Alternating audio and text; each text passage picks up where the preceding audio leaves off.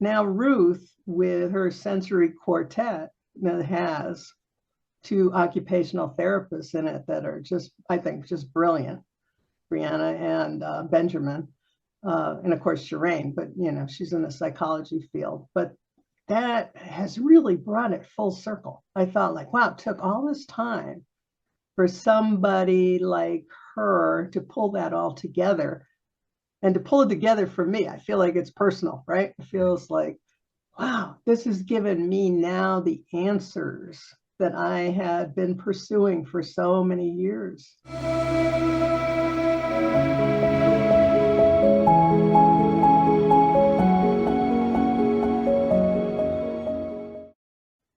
Well, thank you for meeting with me today, Cathy. It's always a pleasure to talk, and I'm really looking forward to having a conversation about the things that are just the professional work that you've been doing, the work that you've been doing with folks that you work with, and also Trauma in the Senses conference is coming up in February. Maybe we could take a step back and talk about the book that, I mean, you've been working with Ruth Lanius, Dr. Lanius, for many years.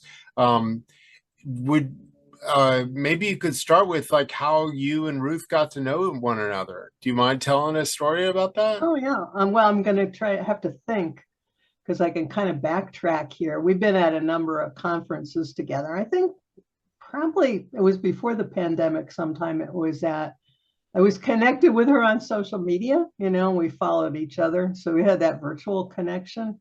And I just always respected the kinds of science that she pursued. And I thought at that time, and now, and when I fast forward, I think I can see it more clearly, but I thought the things she's researching are so important to my, subset of everything, which is expressive arts therapy, because I've always believed it was based in the senses. A lot of times people in my field have pursued it in a more cognitive way. And I always thought, like, no, it's going down the wrong path. That's part of it because the brain, is in charge. So that's going to be a piece of it. But we have the area of all the senses. And I had not seen any researcher other than her making that connection in the trauma field. And I thought, like, wow, I really need to watch this and, and talk to her, and got connected to her as a colleague and a friend.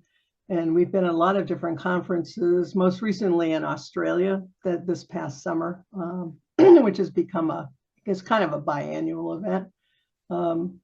And she's really helped to also connect something for me that went way back to probably my earliest years as a therapist and working with children and adolescents at that point, and some of them in the public schools that were in special needs classes. So they had some kind of learning disability. That's how it was categorized then.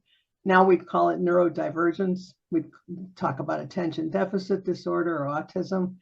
They also had trauma in their background. And I was really searching as a young therapist, and I was mostly focused on art therapy at that point. And what was going on, and what can I do for them? What could I really help support here? I was really drawn to the occupational therapists. And I tried to get some classes in occupational therapy, but if you weren't in the program, you couldn't take the classes. So I went to an occupational therapist as a client, as a patient, to learn. I had to say to the occupational therapist, I'm not coming here for any particular problem, but I want to learn what this is about.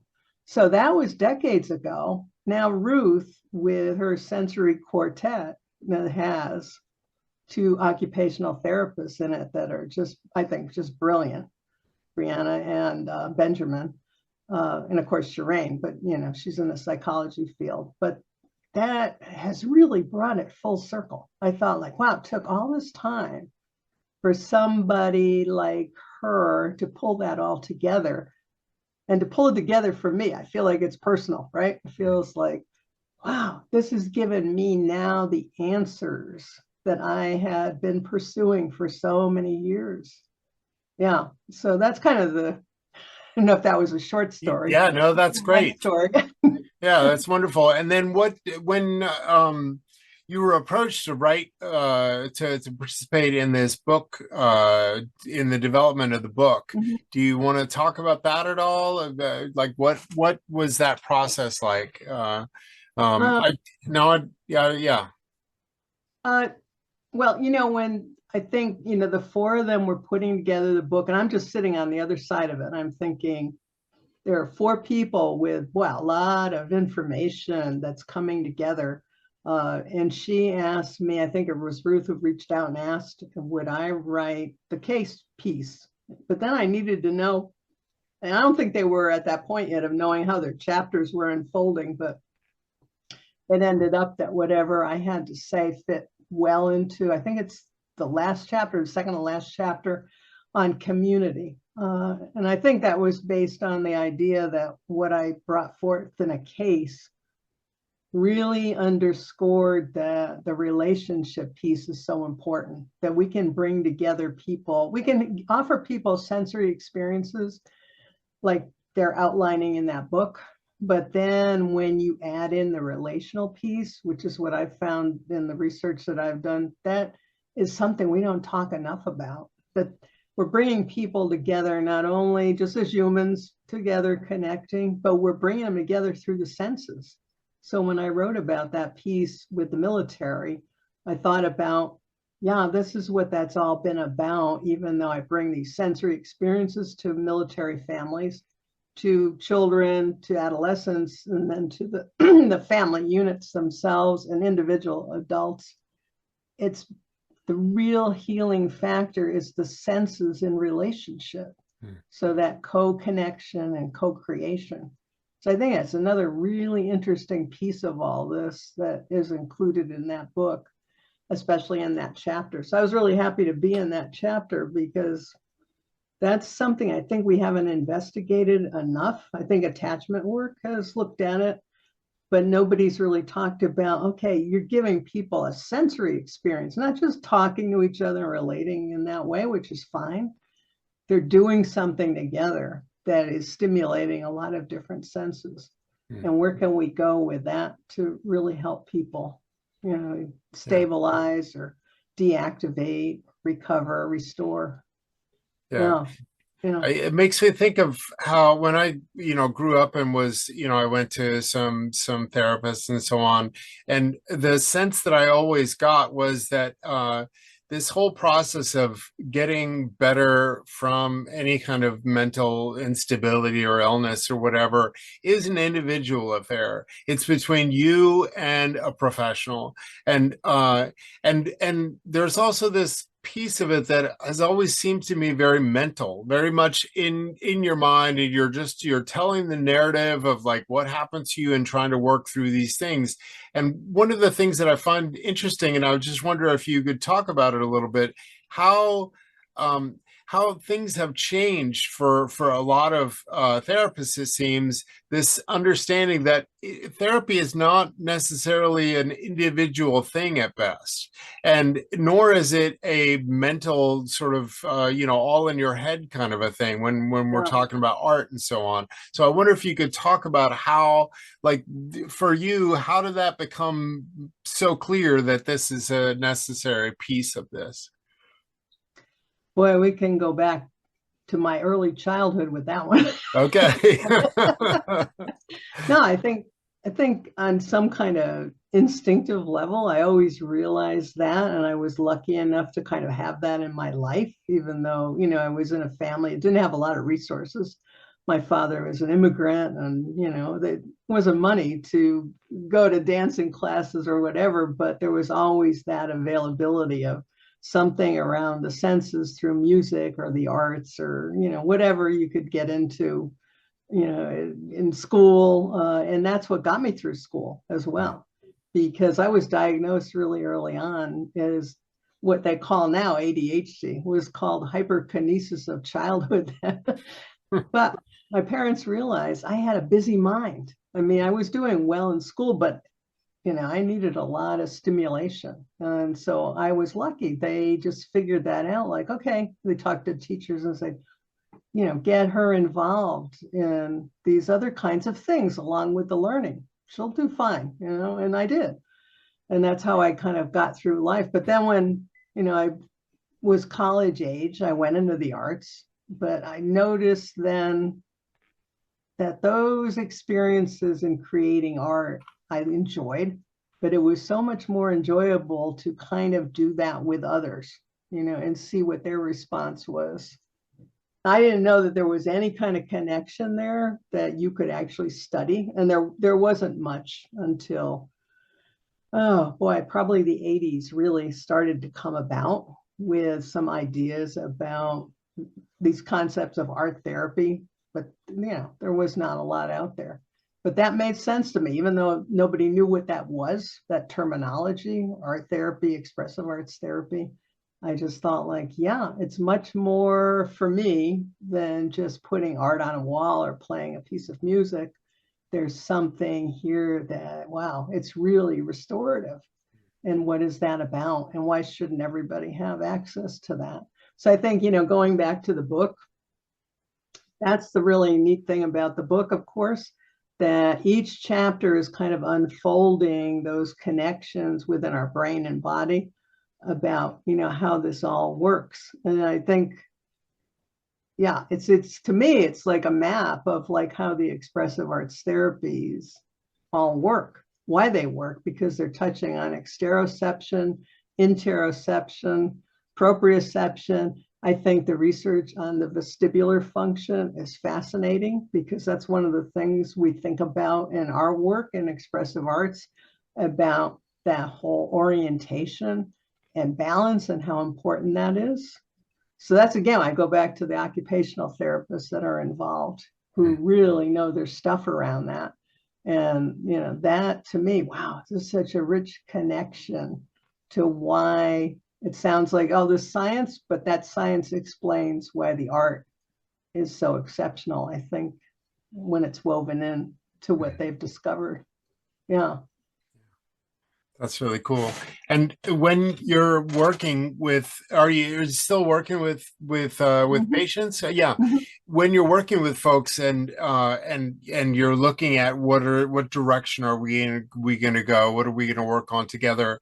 How do you frame that that we're going to do some art together or we're going to do some movement together? How do you bring them into that to help them to understand that this is relevant to the way that you don't feel, you feel uncomfortable or anxious or depressed or whatever the presentation might be?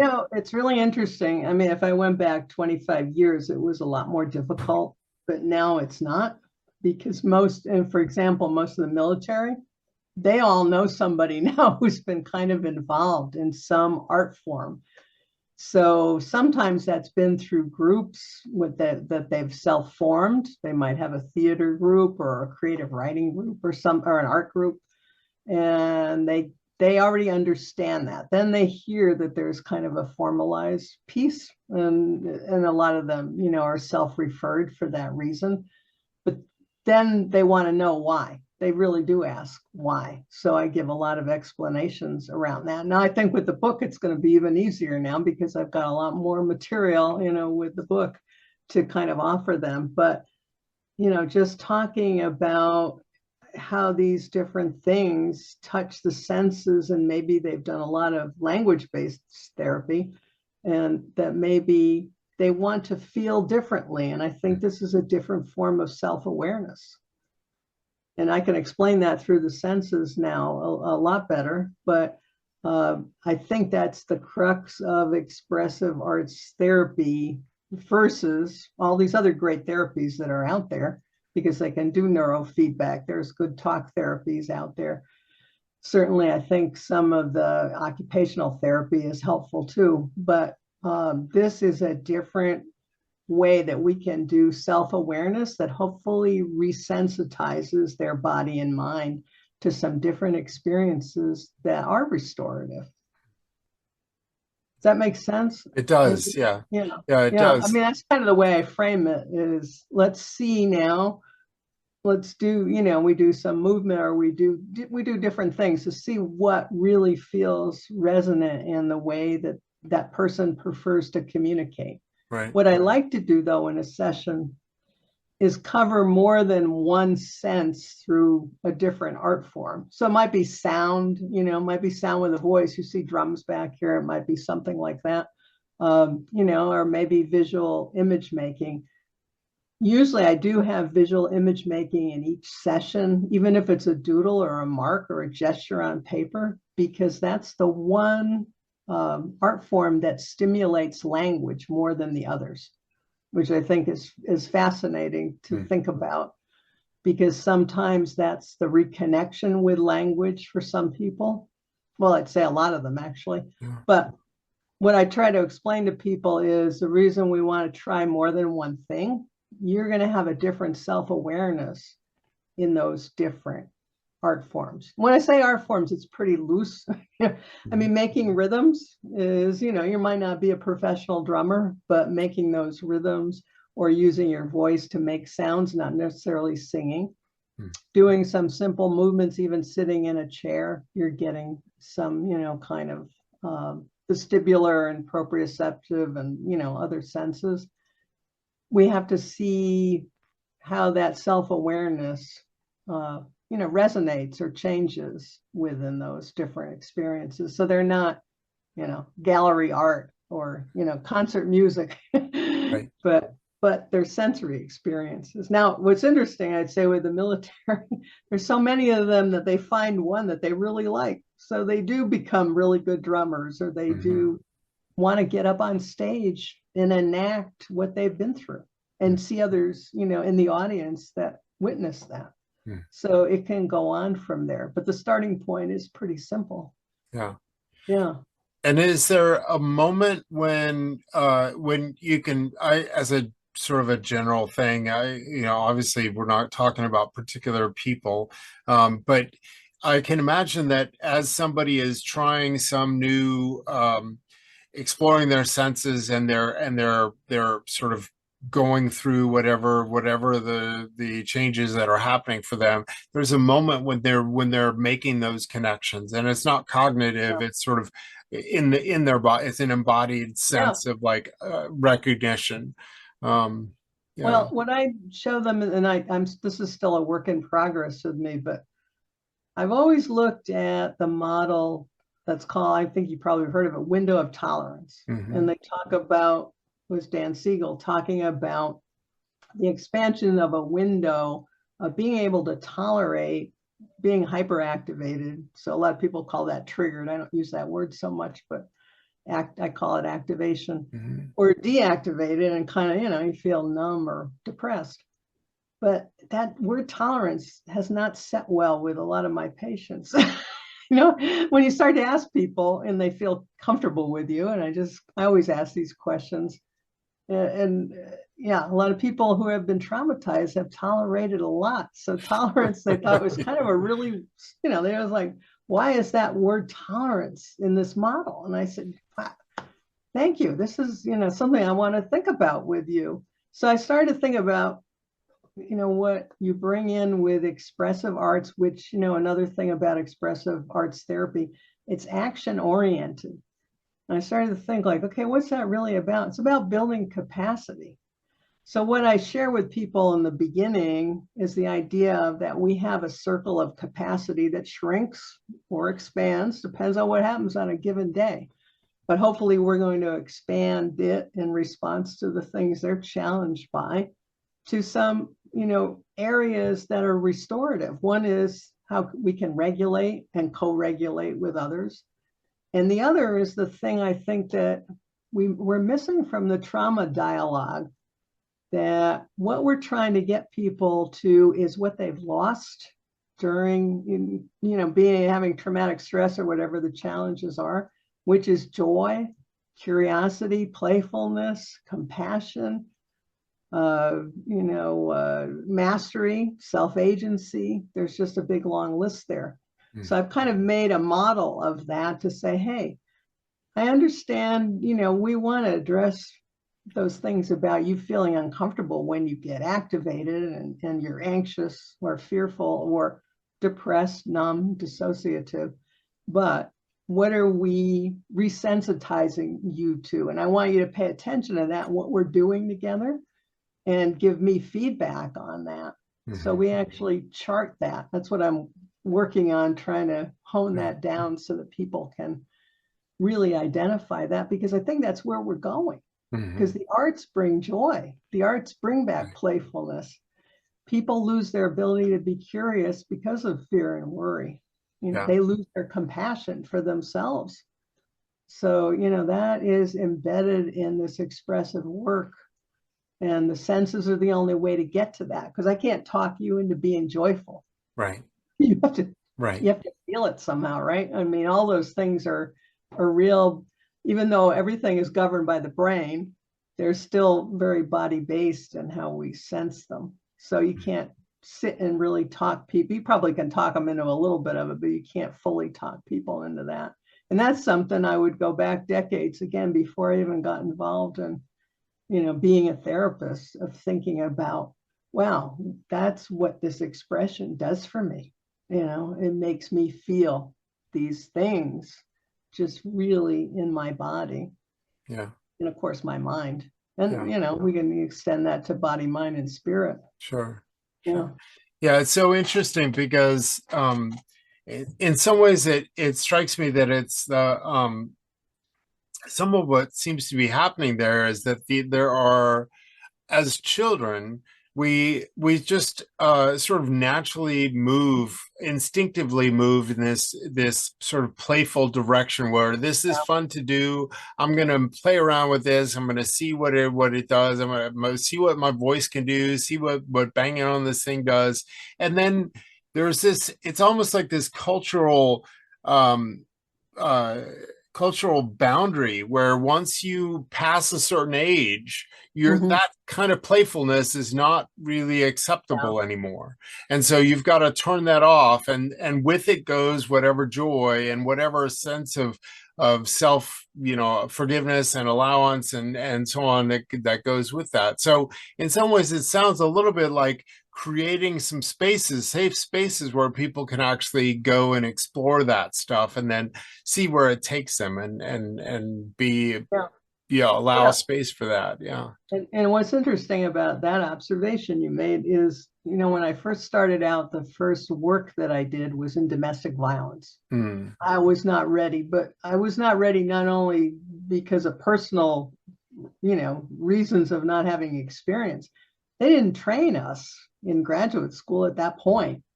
The word trauma wasn't even mentioned. And what was so bizarre, as I look back, there was a lot of also talk in the field about, well, if children, and I was seeing mostly children in the first few years, maybe we don't want to open up those conversations or experiences because they'll just forget about it. They'll eventually forget. That was actually said. Now, the team that I worked on didn't believe that at all, you know, but we were just trying to figure out, like, well, what do we do for these children? Well, one of the things I noticed about most of the children right away, and here I was trained in art therapy at that point and some play therapy, they were very hesitant about the whole thing, you know, for a lot of reasons I didn't understand at first. They were not playful. They were fearful. They were fearful of doing things that might get them in a situation that could turn violent, even though I'm sitting there with them as a therapist trying to provide this safe space. So it can even be from childhood on that somebody has not had those experiences. So that was what I was confronted when I finally started to put it together and think, okay, they're not getting this from the parent. And the parent, who in that case was the mother who was bringing them to the domestic violence facility, she was overwhelmed, you know, by a lot of things. And she probably wasn't parented well. So starting then to try to work with the parents and the caregivers around what can you do with your child to encourage them to have this playfulness, curiosity, be with them in that sensory relationship, so to speak, where you validate what they're creating and expressing and encourage them. They didn't have that skill to do that. They were not taught it. So, you know, so we have all that layer too when we're looking at, you know, the average adult, they've stopped at some point and we're told to move on into other cognitive kinds of things, you know, to get a job, to go to college, or get out in the workplace. So all the arts were not number one at that point. Yeah, and we're not the priority, but we have other layers when we have people, because I think there have been a lot of people over the years, adults that I've seen in my practice, that they were very hesitant about this, but they wanted to try it. They thought, maybe, you know, this would be helpful in some way. But they can remember not having it, not being allowed to do it, or just, you know, they were in neglectful situations, adverse experiences where that was not part of their development. Like most, you know, you saw 4-year-olds, right?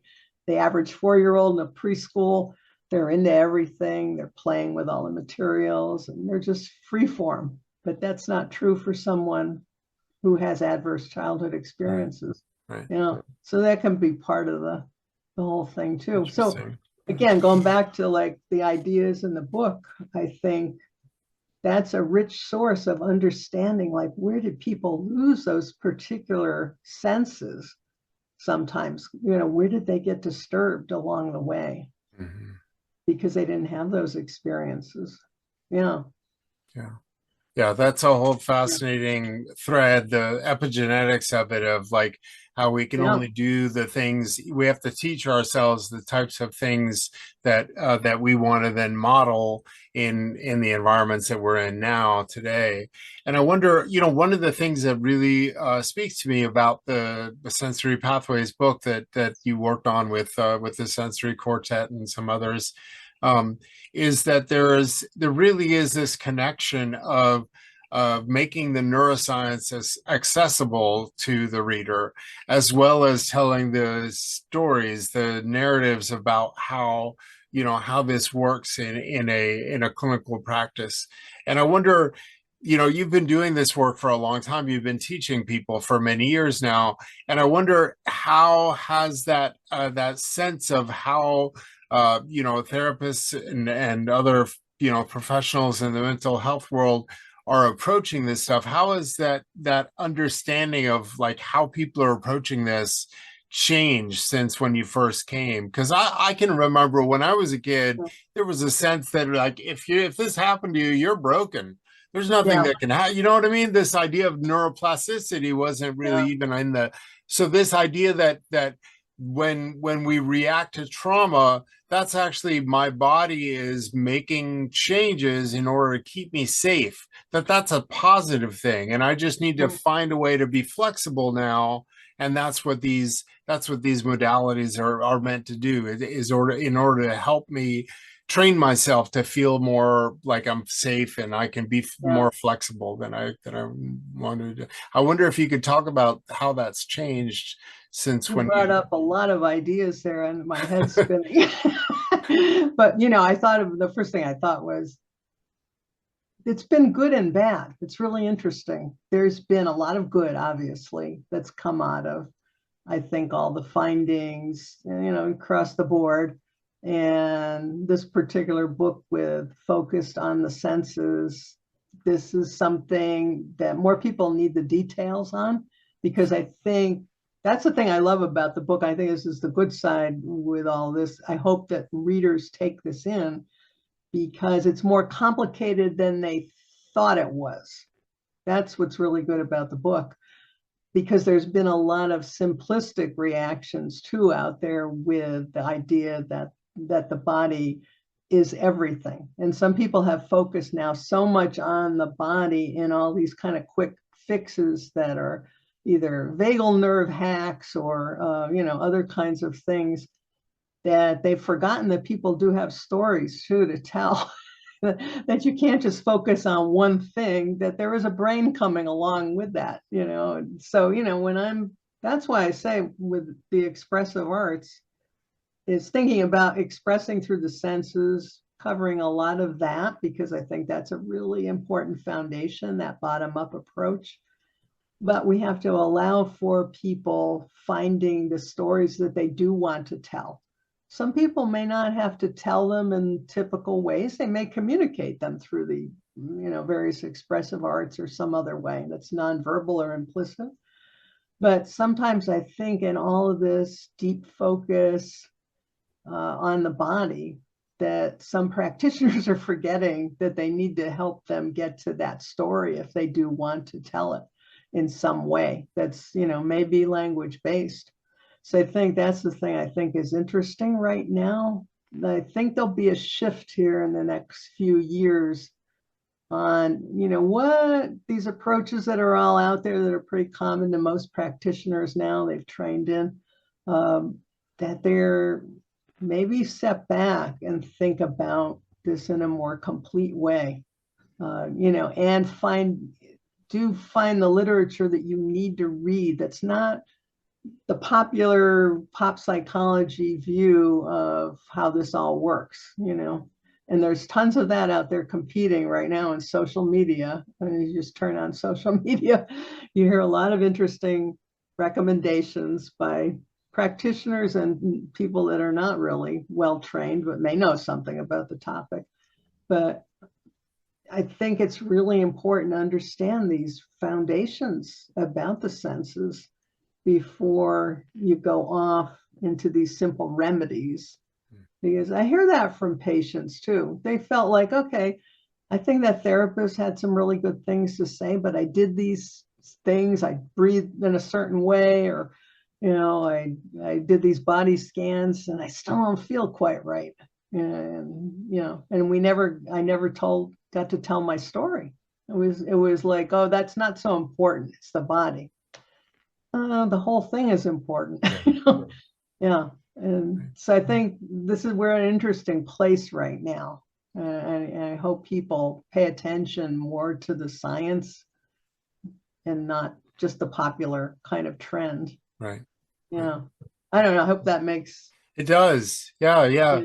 I mean, it's just it's like it's that old thing, the best of all worlds, the worst of all worlds at the same time, right? Simultaneously, you have such a rise in consciousness about all the things that are necessary for health. And, for example, the stuff that I see about where people are talking about the ACEs study and the results of that, which is now several decades old, and connecting that to how do we make safer communities, and how do we, what are the effects of these kinds of things, and really giving some substantive kind of evidence for why, looking at some of these the adverse experiences, why that's important.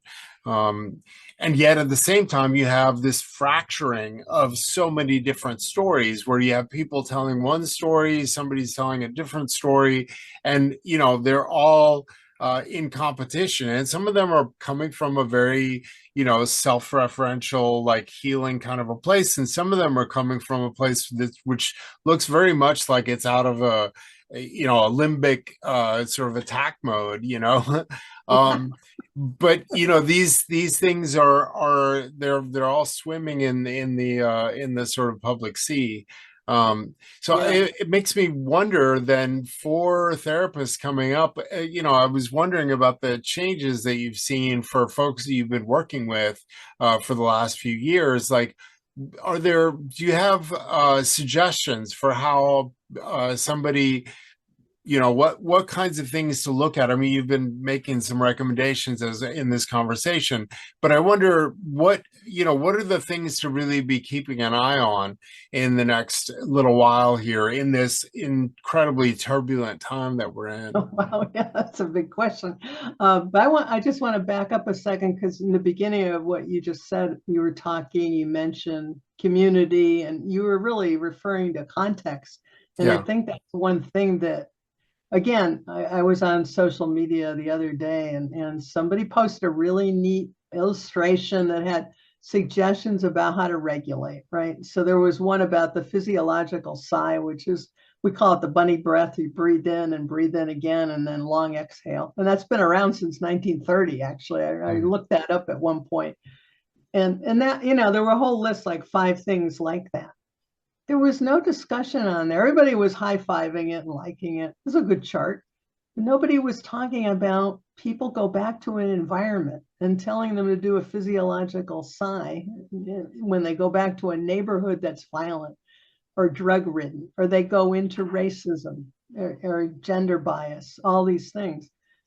Yeah, we can do a lot with regulation, but let's talk about the context that people go back into. Because another piece was like, oh, think of some glimmers, little positive things around you. Yeah, I mean, okay, that's not wrong, but it's in context again. Don't force somebody to think that they need to just find 5 glimmers or positive moments, and then that's going to take care of them for the day when they go back into that context.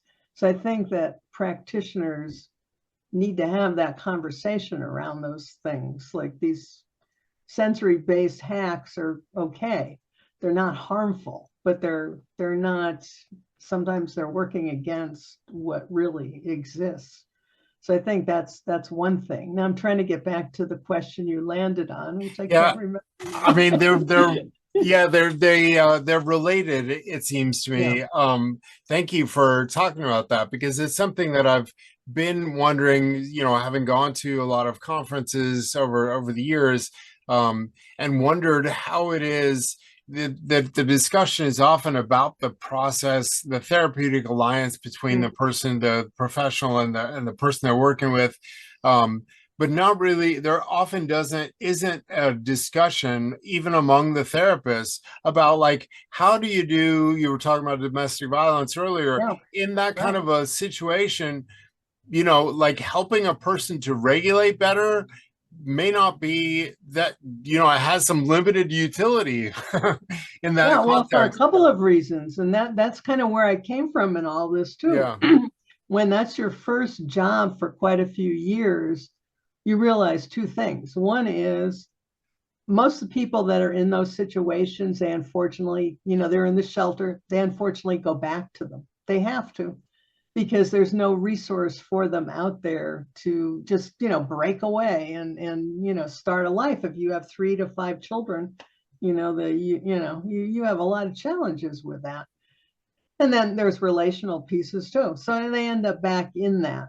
But again, that's what I realized. I think you really said it there, about, particularly with the children, they had survival skills.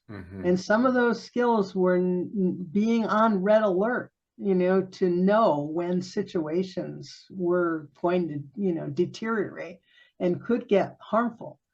And they needed to be hyperactivated in those situations. So you're really in a little bit of a quandary there. And back then we weren't talking about regulation, but say that we were, because I tried to give them things that they could find some peace in the therapy room and just being, in another state of not being fearful all the time. But they had skills that I thought, like, wow, I don't know if I have these skills to know how to get out of harm. And those skills are often on the scale of getting more activated. Well, some of them too, of course, would withdraw, numb out, probably dissociate to not, feel what was going on. So when we talk about this, it seems odd to say, sometimes trying to break apart those skills is not a good thing if somebody has to go back and be in a harmful environment that you can't, control. So I think you brought up a really interesting point there. And I think a lot of therapists must think about, I hope they think about this. Yeah. I mean, I know that, for good reason, there has been this sort of professional sort of agreement, sort of unspoken almost agreement, to not get political, not to talk about, the really triggering, like activating kind of topics, because we're going to leave that to the activists. Right. We're going to leave that to the folks who are going to be in the streets demonstrating for whatever it is, and yet there's clearly this tension that's going on there between like the work of like, how do we become healthy people in a balanced, self-regulated kind of way in a context that is, and this brings it back to the question I was asking before, in a context that seems to be becoming less and less safe for more and more people. Like it's just an increasingly dysregulated public sphere. And yeah. Well, and that brings up, one of the comments I think I made on social media when this discussion kind of came up about regulation. I said, so if I had a patient, who is worried about, because they're originally Mexican and they're worried about immigration, what do we do with this? I mean, there are people that are going to walk into your office now that have a lot of fears about a lot of things. And, I can only go back to my own experience with military. There's always this thing about, again, in that window of tolerance model about somebody being, learning to be totally calm and peaceful. That's not exactly the way even a military person who's been diagnosed with PTSD needs to be. Restful alertness is the best thing. Because then I'm not my skill is not taken away, my activation to protect, because they've been trained to protect. But I can be at a restful state, but I'm alert. I'm going to be looking around. I'm going to be oriented. We can't really, I think that's probably the level with a lot of people right now. That's the best we can do if we're going to regulate them somehow. Give them those skills. Don't take it so far that it goes below just into like, oh, I'm just chilled. No, that is probably not fair. Right. Yeah.